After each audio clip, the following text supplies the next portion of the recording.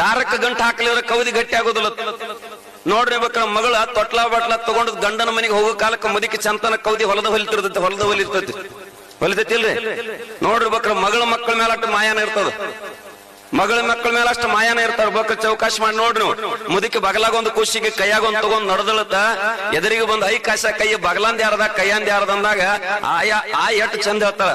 ಇದು ಕೈಯಂದ ಕರಿ ನನ್ನ ಹಂಟೆ ಹಿರಿ ಮಗಂದ, ಬಗಲಾಂದ ಯಾರದ ನನ್ನ ಮಗಳ ಮಗ. ಸೊಸಿನೂ ನಿಮ್ಮ ಅಕ್ಕೆದಾಳೆ, ಮಗಳು ನಿಮ್ಮ ಅಕ್ಕೆದಾಳೆ. ಆದ್ರೆ ಭೇದ ಭಾವ ನಿಮ್ಮಲ್ಲಿ ಯಾಕೆ ಬರ್ತದೆ? ಮನೆ ಶಾಂತಿ ಇರಬೇಕಾಗಿತ್ತಂದ್ರೆ, ಮನೆ ಮಂತ್ರಾಲಯ ಆಗಬೇಕಾಗಿದ್ದ, ಮನಸ್ಸು ದೇವಾಲಯ ಆಗಬೇಕಾಗಿತ್ತಂದ್ರ ಅತ್ತಿ ಅವು ಆಗಬೇಕು, ಸೊಸಿ ಮಗಳಾಗಬೇಕು. ಅವಾಗ ನಿಮ್ಮ ಮನಿ ಮಂತ್ರಾಲಯ ಆಗ್ತದೆ ಪುಣ್ಯಾತ್ಮ, ಅವಾಗ ನಿಮ್ಮ ಮನಿ ಮಂತ್ರಾಲಯ. ಇದಕ್ಕೆಲ್ಲ ಏನು ಕಾರಣ ಅಂತ ಕೇಳಿದ್ರೆ, ಬಸವಣ್ಣ ಮೊದಲು ನಿಮ್ಗೆ ಯಾಕೆ ಜ್ಞಾನ ಕೊಡೋತ್ ಹೇಳಿದ್ರೆ, ಮನಿ ಕೀಲಿಕಾಯಿನ ನೀವು